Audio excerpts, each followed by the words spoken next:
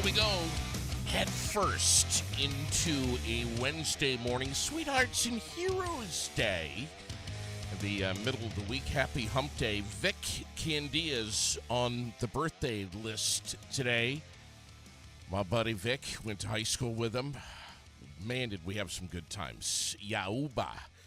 Jose Garcia Torres, also on the birthday list today. Denise Garcia, Shannon Getz, Bethany Kim, and Amber Haley, all celebrating birthdays. Good morning, everybody, and welcome to the Aired Out podcast from Fly on the Wall Productions, North Main Street in Barrie, airedoutVT.com, and streamed everywhere you get your podcast. Shout out to Locarno's To Go right here in central Vermont. Deliciously easy. I was just looking at the Mountaineer schedule, and I'm like, yep, that's going to be a Locarno's night. Weekly grab-and-go meals, perfectly prepared for you, and made locally, made fresh. From Melissa and Craig, the chefs, the owners, wonderful people. Grab them at Hill Street Market, the meals, that is. Green Mountain Community Fitness and Harrington's stores. LocarnosToGo.com. Red Sox fell to the Angels 3-2 last night. They're going to be back at it today at 4:07. Yankees lost to the Reds 5-4, the final. They're going to try it again tonight, 7:10. Racing, time has come for the action-packed second annual Superstars of Thunder Road, the big double feature night. Community College of Vermont, the great people that are presenting that. It is going to be fantastic. The fan-favorite kids rides starting at 3:30. It is going to be a great Thursday. Deb Phillips with us from the world this morning. Good morning, Deb. Good morning, JD. And how are you today? Trying to stay cool. Yeah, well, listen, we're going to get some relief. 75 right now in the Granite City, but sun and clouds later, 85. Maybe not a whole heck of a lot of relief, but anyway, love the World paper, and it's coming out today. What can we expect in there, Deb? Well, we have all the schedules for the 4th of July event. We have the Waterbury Not Quite Independence Day that's coming up this Saturday. We have Montpelier's 3rd of July. That is on the 3rd of July. We also have Cabot and Randolph. I hear you got the train going by in the back. You guys are like right on the tracks, Deb. Oh, yeah, yes, we are. And then coming up the following week, we will have the Worcester 4th of July event in the paper. Worcester is always, that's one of the go-to places for 4th of July celebrations. Most definitely, yes. It's always well attended. Anything else we should be keeping a particular eye out for in today's edition? Well, that's the major stuff that we have. And like you said, the paper's coming out today. We're actually loading up and getting ready to deliver them. So that's it. Well, I hope Chris is going to stay well hydrated. He is one of several people that are moving. How many papers? 10,000 every week. That's crazy. That's crazy. And your partnership, of course, with the Times Argus, how's that going? Is this still in the process? Actually, we are going really well. We just came out with the Summer Explorer, and it's loaded with summer things to do. It's 36 pages, glossy magazine, and it's absolutely beautiful. And that was both World and the Times Argus working together on that, and it looks great. Wow. I know that you're always keeping tabs on what's going on over at Thunder Road as well and keeping us well informed. And listen, if you have any projects at home that you need help with, anything, landscaping, plumbing, heating, electrical, anything, You can find always a list of local contractors right there in the world for those summer projects, Deb, which I think is wonderful that you guys always are putting that in Yeah, there. yeah. That people find that very helpful to track down because you never know when you're going to need a plumber or someone like that. So it's good to have their names out there. When you're in need, they're there. Yeah. Give our best to Gary, and I am so excited. I always look forward to grabbing a fresh copy of The World Out Today. Deb Phillips, thank you so much. Thank you, JD. Pleasure chatting with her every Wednesday morning. 75 again right now here in Barrie. We have sun, we have clouds, and 85 a little bit later on today. Clear skies tonight, 56 degrees. There we go. Might even be able to shut the AC off for a night. Tomorrow, clouds and sun to start the day, and then mostly cloudy with some rain showers that are going to be moving in. 73 for the daytime high tomorrow. I know, big change up. This is that cool front that we were telling you, promising you that it would be coming. 65 for the high on Friday. I know. Rain showers. And the weekend, first half of it especially, looks like rain and 70 on Saturday, and then Sunday, cloudy skies and 80 degrees. I'm going to bring on right now a special guest who I am so excited to introduce, Matt Berry. And, it's funny, Matt, I'm almost like saying Matt Berry from Sweethearts and Heroes, but you're not a staff member. Am I right? No, I'm not. I'd love to be. As much as I do love my job, I would love to be on Tom's staff, but I am not. I am the principal of Peru High School in upstate Peru, New York. And this is, you're a school that has been very, very active with Sweethearts and Heroes. Yeah.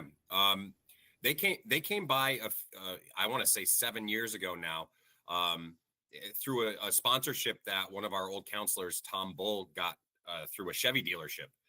And it was one of those things where we're like, well, we're going to have a assembly. And I was the middle school dean of students at the time and athletic director. And I told Tom I'd help out because he's a friend of mine, and met Tom and for the first time and had some quirky exchanges. I know that's been your same experience, JD. And we went down and they had this assembly that was absolutely amazing. Tears, laughter, seriousness, faculty and staff alike, middle school students, high school students. And that's where we were really sold. And then after that, if nobody wants to talk about this, and I playfully call it the other C word. Sorry if that's inappropriate for your show, but not at all. If I remember correctly, you're a guy who enjoys that kind of banter. Yes, sir.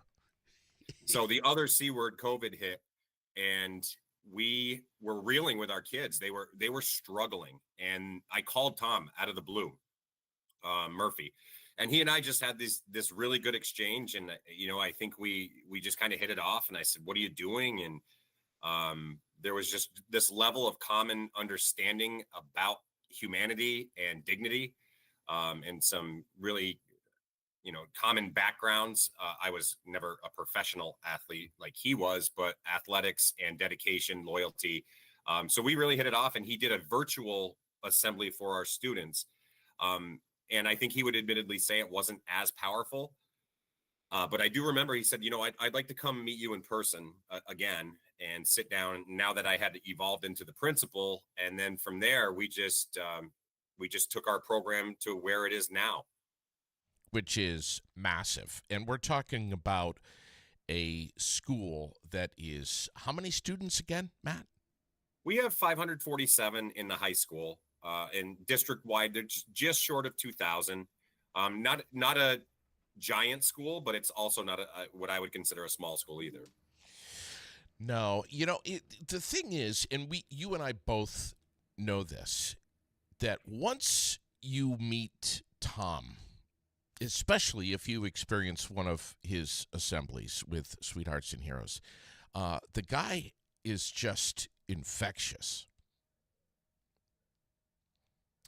He just brings about positivity and wears that right on his shirt sleeve. And the students, of course, I mean, the faculty definitely picks up on that, your administration, but the students feel that more than anything.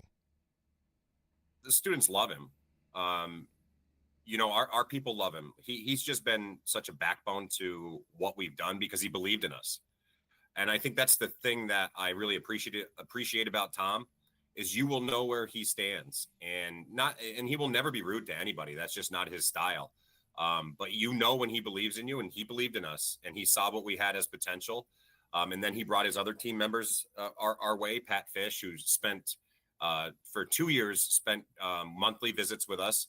We didn't have him this past year, and we just noticed how much we miss him. So we're actually working on trying to get him back into our school next year. So just the connection, I know Tom has visited tens of thousands of schools. He and Rick, who is another amazing person and part of their team. I know that, but I feel Tom to be part of our community. Our kids know him. They know who he is. They know that when they go down the hallway, they are safe, but they are going to have to interact with Tom. They just know that that's going to happen. And I think most people know that when they meet Tom is you are going to have an interaction, and you don't know what question he's going to ask you. And you're going to be put into place to be a little bit vulnerable. And I think that in a good way. And that's what we are trying to teach our kids is there is such a fear right now among students to show vulnerability, to show, to really recognize their own dignity and others' dignity, and a drop of empathy, mental health, mix that in with and I hate to say it out loud, but mix that in with the gigantic increase in suicide rate in the last 20 years. We have a situation that we as school adults are responsible to deal with. And Tom has really paved the way for us here at Peru to have a plan beyond an assembly to address that problem. I have asked this question before, even Carlotta Parentoni, who was on Waits River School principal, and I'll ask you the same thing. What do you say to schools anywhere who are unfamiliar with Sweethearts and Heroes? I would say it would be the most unique experience you could bring to your school. It would be the most unique experience in the realm of social emotional learning, self-awareness, empathy, an emphasis on empathy, understanding how to empower students to help others. And I'm going to say this, and it might be controversial, JD, maybe not. I'm not on podcasts very often, so maybe I'm being a little bit careful. But my man, you can get as controversial as it's called aired out. You go. Well, I'll tell you this. The kids will never bring a bullying problem to someone like me. Maybe time to time. But I find out when they come to someone like me, a principal, an associate principal, they almost 100% of the time say, I don't want you to call them in your office. I don't want them to know it was me. I don't want you to tell my parents. As we know, those are impossibilities for me. And at the high school level, especially, they know that those are impossibilities for me. And therefore, so many of these things go unreported. And what Tom brings to the game, and what we have tried to do through systematic programming, through bully drills, through other programs such as our STEP program, which I can speak to briefly, we get our high school students, after being trained by Sweethearts and Heroes and going through curriculum, they go down and they run actual bully drills with elementary school students, being, hence the name Sweethearts and Heroes, being the hero, trying to get somebody out of the situation. And it's not like you should walk up to that person and fight them. That's not the message. It is walk up to the victim many times and say, I need you to come with me. Why don't you come, let's go see Mr. Armstrong and work on our algebra if they're in a situation that they're sad in, or just a sweetheart. You see somebody with their head down crying, don't leave them there. that's a wilted flower. That flower needs some water. That flower needs some attention.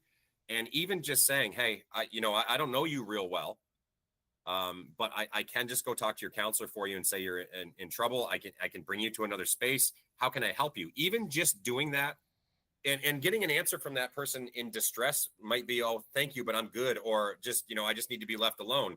At least they know someone cares about them. And that's what we're trying to infuse in our culture with our high school students, trying to affect change with our elementary students, but also amongst their high school peers. Matt, we're living in a world, and you know this, where, man, there is so much stuff going on that we are almost wired, we are almost programmed in a way to, if it's not your problem, don't get involved. If you do get involved, it's going to be your problem, and you're going to get caught up in this web. It's best to look the other way. It sounds like you guys are doing the opposite of that at Peru High School.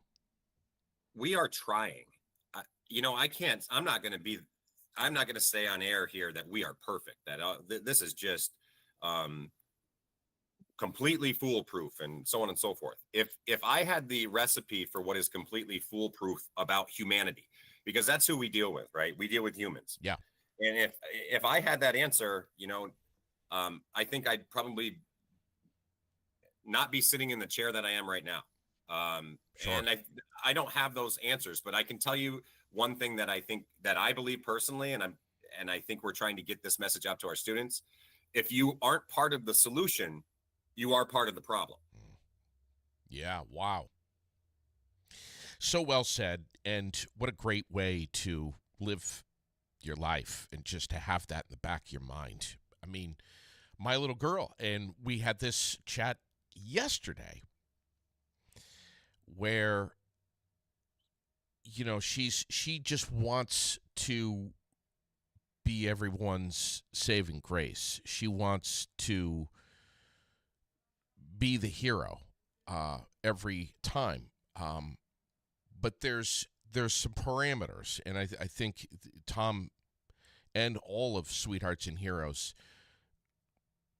defines that very well, of protocol that you should go about, and it's not necessarily the same way that you or I did when we were in elementary school, being a hero, which was done a different. You know what I'm talking about. Yeah. But there's protocol. There's the right way to be that hero, and there's the wrong way. Yeah, they're like, and maybe I'm a little bit cliche, but I try to hang myself on some of these words that I run through my head over and over again. It just kind of guides my behavior. Before I said, if you're not part of the solution, you're part of the problem. And that just reminds me of, I'm sorry, JD, I lost my thought. Could you? Well, no, just that when you and I were young, not that Yeah. we aren't young, but we were the hero at the playground. Yes. Or Yeah. we're in the gym, or when in the parking lot after high school, in a different kind of way, that wasn't necessarily super beneficial. Yeah, but you now got me right back on track. You got me man, right back on track. it's different now. It's different now. There's It protocol. And I guess I'll just, again, the cliche sayings is nothing extreme is sustainable. And what we probably did, and I'll probably talk to a lot of people out there who like this saying. I like this saying.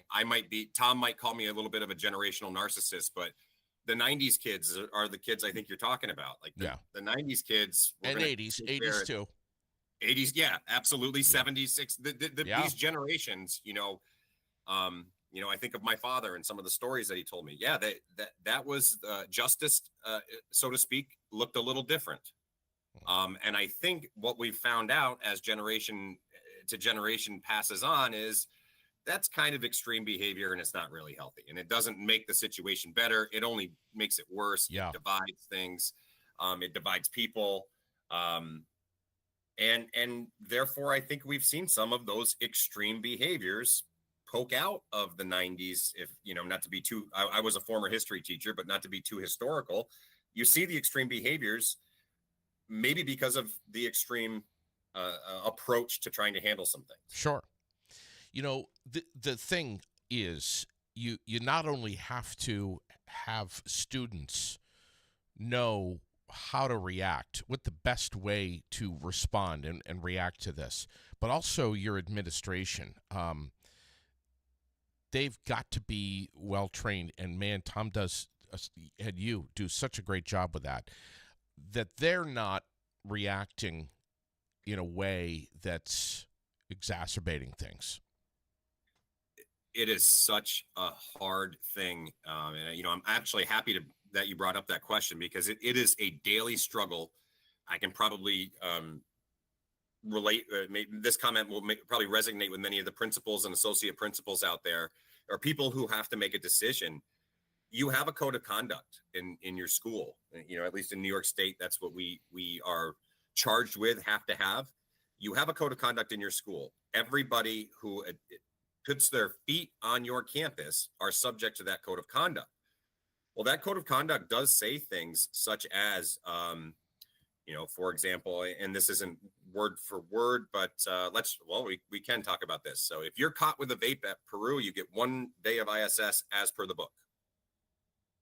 So that's a nicotine vape. That's not, and I don't want to get too deep into this, but that's not a THC vape. That's a nicotine vape. You automatically get 1 day of ISS, which is in-school suspension for us. And you're in a room for the day, and your teachers bring you your work, and you get a couple bathroom passes, and that's in our code of conduct.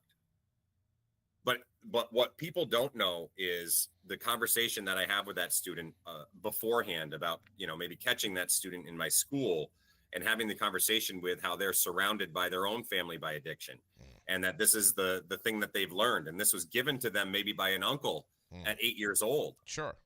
Who's now this student at 14. Sure. Is completely addicted. Right. And that 1 day of in-school suspension is not going to knock the addiction away from this student. We do have other policies in our code of conduct. I'm glad to say that there's an automatic referral to a prevention counselor in our code of conduct. Therefore, it's what the student is expected to do. But I use that example because it is so hard sometimes when you see there might be an egregious break of your code of conduct or just egregious behavior. You are having a conversation with the student. You see the remorse. You see the devastation. You're talking with the family. This is going to destroy the family. This might even be the mistake that a high school student made that puts them in a different house. So it is about the tightest rope to walk, upholding what your community basically votes on. They voted in New York State anyway. You vote on the Board of Education to make fiscal decisions and policy decisions for the community. And when they adopt the code of conduct, that's what the expectations of the administrators are. And that code of conduct, like any code of conduct, does not take in the narratives that are out there that really exist. And boy, it's heavy. It's heavy. And it's such a hard thing. I'm really glad you brought that question up. Matthew Berry is the principal of Peru High School. He is with us, our guest on a Wednesday morning. This is when we talk about sweethearts and heroes every single Wednesday. Matt is, again, the principal of Peru High School, which has been very actively connected and involved with Sweethearts and Heroes now for how many years, Matt? I think we're going on 7. Okay. 6 and change. I got to tell you, man, when I was just over there a couple of weeks ago, I was struck by a lot of things in a positive way. First of all, I haven't stepped foot in a high school in a long time. During school hours and seeing all the kids and wow, just the technology and everything was just amazing. But the positivity in the hallways, just in the short time that I was there, coming in from the outside and knowing that, you guys aren't walking around saying, hey, we've got an outsider coming in, everyone on their best behavior. But the camaraderie among the students and respect was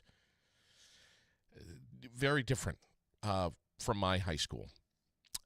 The students that I talked with, and I don't know, those probably maybe 15-ish, 10 or 15, man, did they have nothing but great things to say about you? Words like, he's the real deal. We love him. We respect him. He doesn't fool around. Your students really speak quite highly of you, Matt. Even with regard to, and I was having some fun with them a little bit about the whole cell phone thing, which I want you to tell us about, because please tell us about the whole cell phone thing. Okay. But so they love you. All, they love you, though, Matt. Well, that honestly, I got goosebumps because of that. And to be honest with you, you might have talked to the right 15 kids, because I'm sure there's, just like anywhere else. And, Sure. And there's 15 kids who would probably like to see me go elsewhere. Yes. However, one thing that, I'm very happy, and I will say this with trying to be as humble as possible. You're probably the 5th, 6th, or 7th guest that we've had to Peru High School who said the exact same thing. Wow. Loudon, who works for Tom, said this. He said, you guys must have coached these kids up. I'm like, and be honest with you, I don't have time to coach kids up. Yeah. Of course not. We had a graphics designer who did some of those new graphics that you probably saw when you came into our school, who said, I had one of your students offer me lunch. So I'm very proud of that, and I'm glad that you brought it up. I do think it's part of, we don't emphasize anything but human dignity and empathy. We emphasize it. Do we all drop it sometimes? Yes, myself included. But that's our emphasis. We repeat it over and over again. And I have a great staff here who is polite. And I'll tell you, I try to be polite. And I know I have my moments, and I'm a principal. I have to have my moments. I have a little bark when I need to, I believe. I could be wrong. Maybe it's too much or whatever. But at the same time, I try to say hi to every student. I try to make their an acquaintance with them where I know more than just their name. Most I'm there. I got some work to do.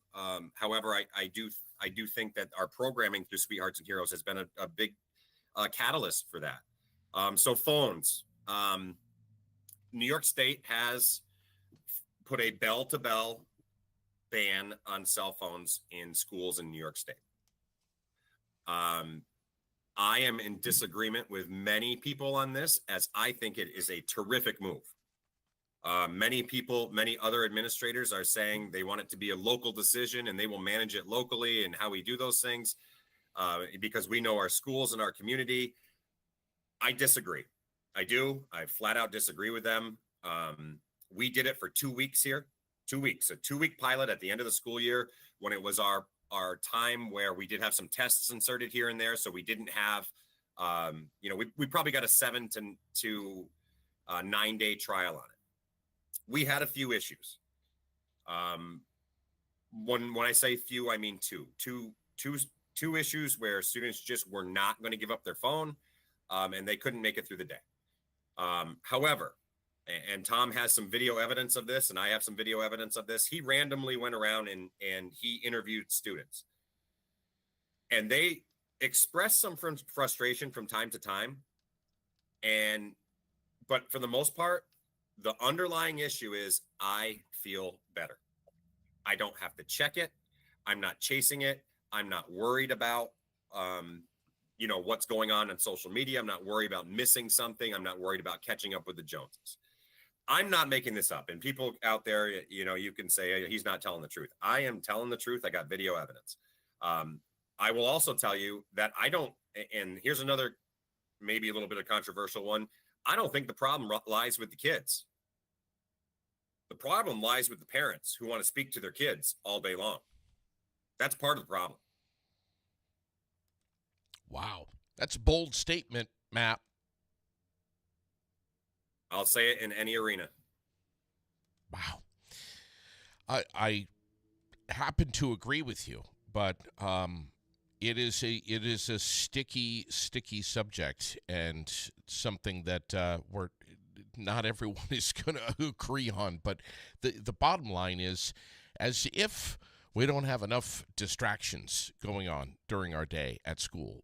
School is the place we're supposed to be learning. We're supposed to be learning a lot of stuff, not just in the classroom, but we're supposed to be engaging with the administration, with the staff, with other students, which is all part of the learning process. I don't know about you, but I mean, so many of us could spend an entire day easily wasted 8, 9, 10 hours looking at our phones. I mean, there's always going to be something on that phone that is going to be asking for your attention. Always. Absolutely. Yeah. I don't live in a glass house. I scroll through it too. The only reason I'm on Instagram is to follow my daughters and their basketball endeavors. And because a lot of things that they do are posted. Actually, Vermont-based team, Lone Wolf Athletics. I actually coach for, my daughters play for. They're amazing for those basketball people out there. That's the only reason I have Instagram, and I don't have Facebook. But I do understand the utility of social media. My wife probably hates this, but I like troll her social media because I don't have it, but I also want to be in tune. So therein lies the absolute issue, that we have, is even something I don't have, I want to look at it. It's like when we were probably coming up and your neighbor got the PlayStation 2 or PlayStation 1, you wanted to go over there and play it. It's very similar. It's very similar, but I'll say this about the phones, and I am a sports guy. I've done a lot of coaching. However, I think these rules lie, not so much rules, but guidelines lie tried and true for all aspects of life, that the fundamentals drive the biggest success, the fundamentals of basketball, the fundamentals of playing the flute, the fundamentals of being a nurse, the fundamentals of education. And I think when this phone is out of our hands, it allows us to take a trip back to the fundamentals, like going to a restaurant with your family, possibly, or friends even, and not being locked in on a phone, or having one kid locked in on a phone, 3 others talk, or mom and dad talk, or mom and dad are on the phone. For me, when we grew up, and again, this is soapbox high horse stuff, but when I grew up, if I was going to go out to dinner with my family, we were going to talk. I didn't have the option of a phone. I totally understand that. But that's a time where you engage. And I think you mentioned that when you were at our school, JD, and to me, that's the version of the layup.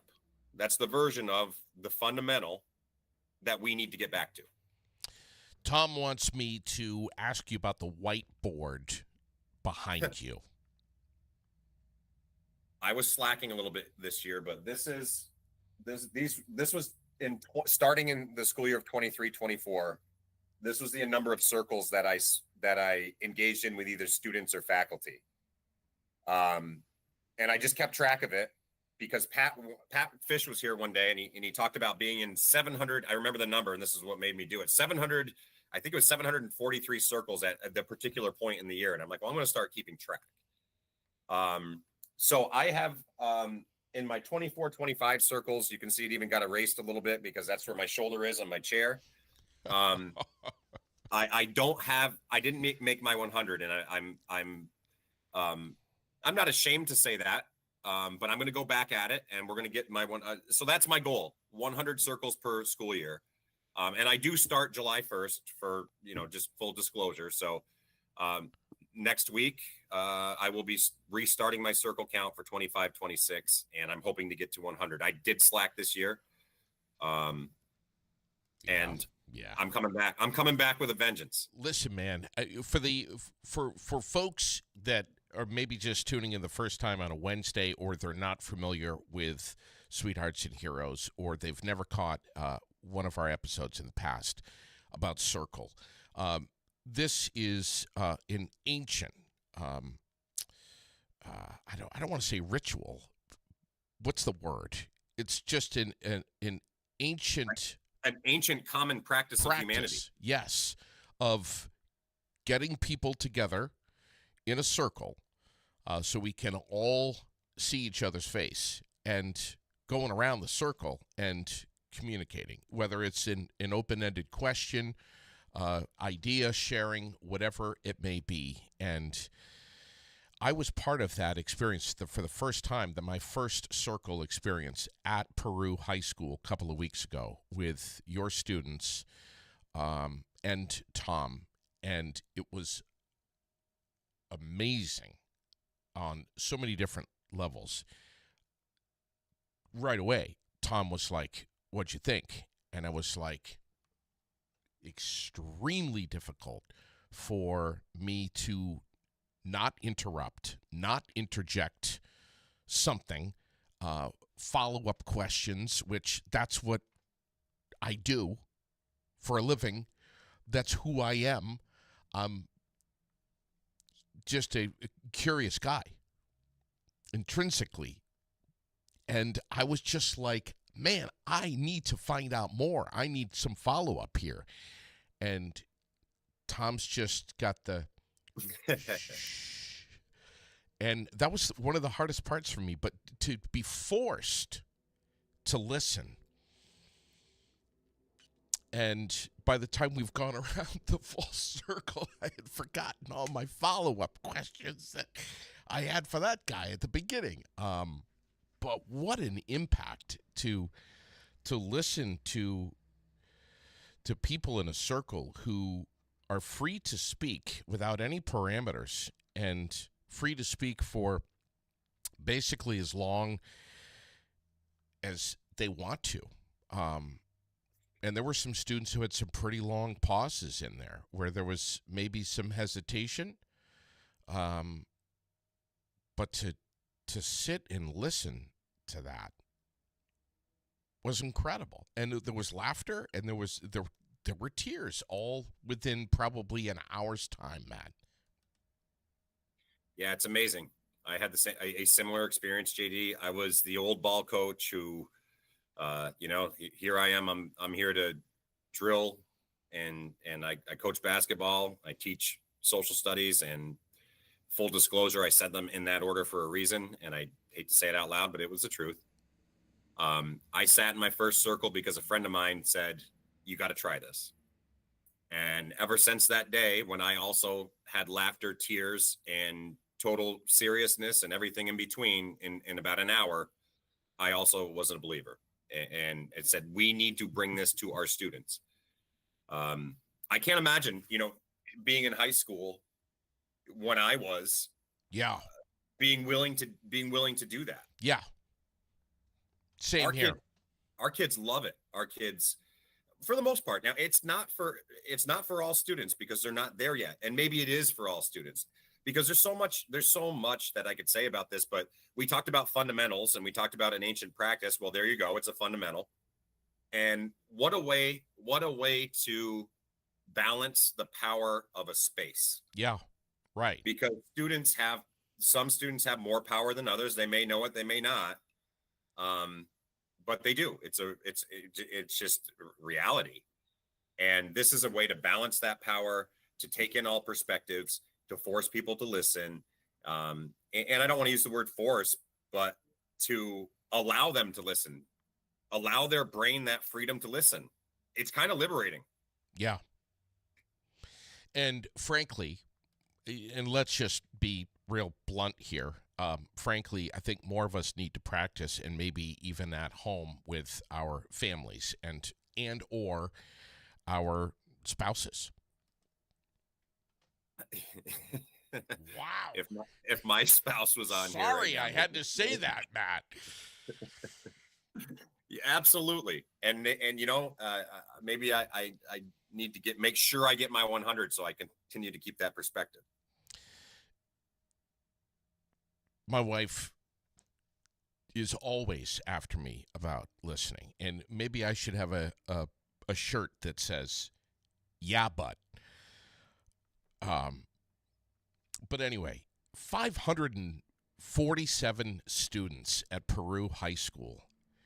That is remarkable. And to think that your seniors designed, constructed with the help of Sweethearts and Heroes, a program called Community Days, where they're designing a fun, full day that is filled with obstacle courses and all kinds of team building events, that they're designing this and putting this together for younger students, for the elementary school. Unbelievable, Matt. Yeah, it was. It came out of the summit, attached to Sweethearts and Heroes, who ran a leadership. They called it the summit. It was a leadership, what I would call leadership workshop. However, we had schools from around New York State, and I believe there was one school from Vermont there. And we had about 20 students from each school come together. That's where the training started. When I talk about a powerful 3 days, when I have my students saying to me, I wish it was longer. I saw things in those 3 days out of students that I never thought I would see as a principal. Addressing 150 students about some really traumatic events in their life, address in front of a campfire, addressing 150 students, sharing their stories, and not for attention, but really a level of perspective and sharing. And that was just one piece of that event, plus the actual specific training that Tom and Rick and his entire team put forth, Pat. It was just, that's where it started back in September. And then our students who were at the summit went to Tom and said, we have an idea. And that's where the fish podcast came out of. Yeah. But then we have this whole continuing work on the community day. And I think a lot of people were nervous. And I'll tell you about a little experience. I went over to the elementary school, and I could see some teachers who were concerned because they have an elementary school teacher has a special job. And that's, 30 people she has to care for, 20 to 30 people that she or he has to care for regularly. And there are so many more concerns than just 2 + 2. Yeah. And I went in with our students and I said to them, and to try to bring some ease before the event, I'm very confident when I say this to you all, my students are trained for this. Yeah. And that came out of the class, out of some great work by some amazing teachers here at Peru, Adam Carter, Anna Stitt, Michelle Palhemus, Jen Gay, who worked for Sweethearts and Heroes, works for Sweethearts and Heroes now, but is a former teacher of ours and coming back to our team. Mr. Pete McCormick, Carrie Pearson. I know I'm probably forgetting somebody and I don't want to. It's not intentional for all of you who are listening out there. But so these people came together with the students and did an amazing thing on that community day. And then, and here's the greatest part, we got a stack of letters from the 5th grade and a call from one of their teachers, Mr. Dupree, saying, this was the most fun we've ever had at school. We've had some teachers walk up to some of our student facilitators after the event, not knowing them, and saying, whatever you need, whether it's a letter of recommendation or a job recommendation, whatever you need, you have my name. That was amazing. I'm almost jealous that something like this wasn't happening when I was in elementary school, Matt. Yeah. Really? Yeah. I look at a lot of things like, just because I live in education, the opportunities and the things that schools are doing for children right now really are amazing. It's not just Peru High School. It's schools in general. I think for the most part, by and large, on average, schools understand the need for these sorts of things. And especially the building. I'm so fortunate. I point this way because right up that road is our elementary school. I can walk to the elementary school in less than 5 minutes. Yeah. Our school is the center of our community. So we have some advantages in that respect. We don't have a spread out school district across the road here and there. We're all right here. So we have to take advantage of that. We have to have our high school students involved with our younger students and this programming, the STEP program that came out of the summit. Yeah. Boy, I hit that out of the park. Let's go there because I wanted to ask you about of course, I want to ask you about freshman orientation, but tell me more about the STEP program. So the STEP program, a few of those students who went to the summit, the STEP program allowed some of our teams of 2 to go over to our elementary students and basically put on the presentation, a different version of the presentation that Tom and Rick do about being a sweetheart, about being a hero, about interjecting into bullying. And so we had two students pair together and do these presentations in the 2nd grade. And it was great. It was really moving. Again, we have some video footage of it. That's amazing. I know Sweethearts and Heroes has that footage, and I can tell you, it moved the teachers, it moved the students. And now what I'm hoping happens is, again, the fundamentals. We can probably all name that. I heard Tom, on a podcast last week say we can probably all name the student that was picked on and bullied in high school. We can all name them, right? We can also name that person that we all looked up to and wanted to be like, who is just a few years older than us. Sure. And that's what we're trying to create, is a system that's out there that creates that. Mine was Ben Sabrin. I can tell you this day, he was about my size. We played all the same sports. We played all the same positions. He ended up being a good friend of mine, but he's a little bit older. But I wanted to be like Ben Sabrin. Roger Getz. I mean, here I am, 54 years old, and I remember that literally like it was yesterday. Isn't that amazing that this kind of stuff sticks with us forever, Matt? Absolutely. And I got to tell you, man, with all the amazing things that you guys are doing, to think that you got a staff member, John Mitchell, whose responsibility is to capture everything, not only so that we can go back and relive it in social media and on the web, and just for our eyes and ears only in the staff or in the school, but also for at times for the community to be able to see the impactful work that you guys are doing, and not just with Sweethearts and Heroes, beyond. Yeah, we're so fortunate to have people like John Mitchell and a tech department like we have, and the willingness to go above and beyond. We have a podcast at Peru called the We Are Peru podcast. And, from time to time, we get different people who play different roles at the school on there, or Tom's been on there. Yeah. Just talking about, the work we're trying to do, because I will say this, that there's no more powerful thing in our society than the narrative. I think you can see this in the media. I think you can see it in not only the large scale media, but also social media. And then the narrative drives it. Unfortunately, you can't, as much as I'm a non-social media person, you can't sit back and not engage in it. And that's where the kind of opposing sides of the cell phone thing come in, is technology, what technology to use, when is it okay, and so on and so forth. But I will say, like, when we put our social media, the Fish podcast, the We Are Peru podcast, Having You by JD, when we do those things, it's not to create a narrative, it's to tell what's going on.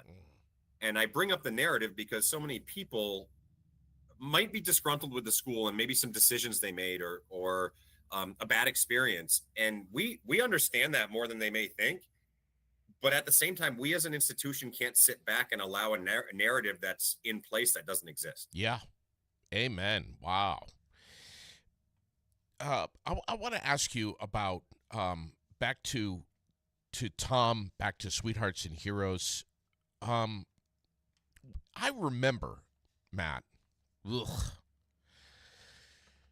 the anxiety that I had leaving middle school and going into high school. Thank God I had an older brother who was kind of helping me along with encouragement. But I remember very well. This would have been 1984. What do you do? What do you do with incoming students who, let's be honest, are seemingly, anyway, plucked from one reality and reborn into another reality very quickly, instantly? And that transition for so many can be so easy. So easy. They're excited. They're anxious for it. They look forward to it. They can't wait. And then there's others who are walking around maybe with a smile on their face, but so unsure of themselves, their role that they play. There's a constant learning curve here. You're your own planet inside of a high school. Pecking order, if you will, is kind of learned. This is something that can be unbelievably intimidating for kids coming out of middle school. How is Tom helping out with that? You said so many things that have so many thoughts, but Tom has been instrumental on those freshman orientation days. There's one day in our freshman orientation over the summer where we just simply tell the students, these are where the things are. These are the people who help you with the things. These are the places to go to eat the food. We do go through the basics and allow them, like a typical orientation. Sure. Day two, though, is, we've had Tom there. We've had Pat Fish there. Day two is bully drills. And again, the key, the fundamental, that student mentor that's a little bit older than the students who are coming in, we connect them with them. They take a group. We allow them to do circle. They talk. And we tell our student mentors, you've got to be very careful about what you say. However, you can get a little bit real. They need to hear a little bit real. They need to hear when you show up to Mr. Barry's class, he's going to write you up. They need to hear those things. So we do circle, then we take them apart in those same groups, and they put together a bully drill skit. And then they come up in front of the stage and actually do it in front of their peers, and it's judged and by teachers. They give, and there's an award and a prize. It's really a cool thing. And it, again, showing the vulnerability, trying to be, even all the adults try to show some vulnerability at that time. And there's so many things going on there. And I'll say this, you had that anxiety about moving from middle school to high school. I had the same anxiety, but here you are running a show on the air in which you talk to, tens of thousands of people. So I do think there is something to be said for a healthy coping mechanism and a healthy dose of anxiety. Do you have a favorite among the Sweethearts and Heroes staff? Please don't say Tom. Well, Tom and I are buddies. Like we hit it off, but Pat's my man. Pat Fish has become part of our school culture. We want him here more. He's just amazing. And maybe for many different reasons, but those two have really changed my life and so many ways about how I think about things. And my perspective on parenting, my perspective on coaching, teaching. They just really have impacted me, and to have them around, it just changes the aura in the room, and they're both amazing. So yeah, I know. Please don't say Tom. I get it. It just makes his head bigger than it already is, but they're tied. Man, I tell you, I hope that I can come back up to Peru sometime. I would love for my 10-year-old little girl to see and to meet some of your students up there, like Liam and all of the others. The level of maturity at 17 and 18 years old just from what I witnessed, in perspective, that they were able to verbalize. If I was half as mature at 17 and 18 as just those kids in that room that I met, I mean, every single one of them is geared for success in whatever it is that they decide they're going to do. Yeah, Guaranteed. I hope, yeah. I hope I wish I was that mature when I was 30. Yeah, right. And I'm still working on it. And I think the thing to be said about that, first of all, you and your daughter are welcome at our school anytime. And I would also say that with our students, we got a great compliment from Kenzie Whitmarsh, who you also met, who was on your podcast. She said how this program gave her the confidence that she lacked in so many different things, such as articulating herself in front of other people. Yeah. Wow. What's the deal now? As principal, you get what, 2.5 months off to sit on a beach and think about absolutely nothing other than when your next beverage is coming and how much sunscreen you need to apply. Is that all you're going to be thinking about for the next 2.5 months? Well, in New York, it's more like 2 months. And if I get a couple days to do that, I'm going to take advantage. However, I'll be at work on Monday. So what's the day in the life of Matthew Barry? I mean, what's a typical summer day? You're there all the time. Yeah, but full disclosure, I'm going to work a lesser day in the summer. I am going to find the golf course. If I don't, my brain feels like it wants to pop off my shoulders. I will find time to make sure I exercise and do some of the things that I like. However, what a typical day looks like at work here is we meet with our counseling team, myself and my associate principal, Mr. Joe Batten. We meet with the counseling team, and we are mostly scheduling, planning calendars, and looking at programming at our high school, and how to make a schedule. We build the master schedule most days. It is a lot of work. It is a heavy lift, and we have another reason why it's a heavy lift is we have a pretty robust course catalog. We offer AP courses. We offer advanced placement courses. We offer college advanced place courses partnered with Clinton Community College. So there's a lot of opportunity. With a lot of opportunity there becomes a lot of different pathways, and you have 547 students to funnel in different pathways and make it all work with 60 teachers. Yeah. So that's what our summer entails for the most part. We plan freshman orientation, first days of school. There might be some leadership conferences sprinkled in there.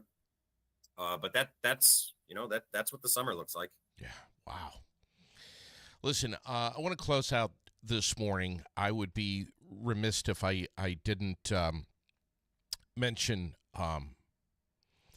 our thoughts and our prayers going out to this young lady in Chazy who, a student, high school student, lost her life right in your neck of the woods, right down the road from you guys. How her school and her fellow students are coping with this and how that's going to affect their summer and the coming school year. I can't imagine. Not just the students, the staff, the whole community. I'm not sure if they've incorporated Sweethearts and Heroes, but what do you say? They have. And I can't believe I have no words. I have no words other than empathy. And if the Chazy community is listening out there, you got friends at Peru, and if anything you need, we are here. I can't imagine what they're going through, the family, and we have some students well connected to Chazy students. They play on common teams and so on and so forth. In particular, the student that you mentioned, and I have no words. I can't imagine. My thoughts and prayers. Matt, thanks so much for coming on with us this morning, for saying everything that you've said and living everything that you've said this morning, every single day of your life, for what you do, what you bring, and for your partnership with Sweethearts and Heroes. You are a fantastic testament to the great impacts that this organization has had just on your school alone. Those are kind words, JD. I'm a work in progress too, but thank you for the kind words. And anytime I can help you out as well. This is an amazing show. I've been starting to listen to it now that I've been exposed, and I appreciate you having me on. The pleasure's mine. Thank you so much, Matt. We'll catch you soon, all right? Thank you. All right. There he is. Matt Berry, principal, Peru High School. Listen, we have so much that is on our page on what's going on today. Police are looking for people of interest in that attempted robbery at Hannaford's. We have that story up there. We have the heavy police presence and that active situation in Rutland City yesterday. Vermont State Police investigating another deadly drowning, this one in Vergennes. These stories are all up on Aired Out. And a man in critical condition after being hit by a car at North Beach. There is some heavy, heavy stuff that is in the news today. Please go about your day, tread lightly, and take good care of one another. Another hot day today. 70, I'm showing about 79 right now. We're going to get up to about 85. Check on your neighbors today. Stay well hydrated if you can. Of course, I'm talking about water. Throw a little lemon juice in there. Make you feel better. Thanks, Matthew Berry from Peru High School, principal, this morning, joining us live, representing Sweethearts and Heroes, which is where we go every single Wednesday right here on Aired Out. Tomorrow morning, we're going to be turning up the heat, literally, with G back in the saddle. Friday, we close out the week with Rex. Have a fantastic rest of your Wednesday. And thank you so much to our presenting sponsors right there in front of your eyes. Be well, stay cool. Don't forget to check on your neighbors and your friends today. Make sure they're all right. Catch you tomorrow, right here on Aired Out. AiredOutVT.com.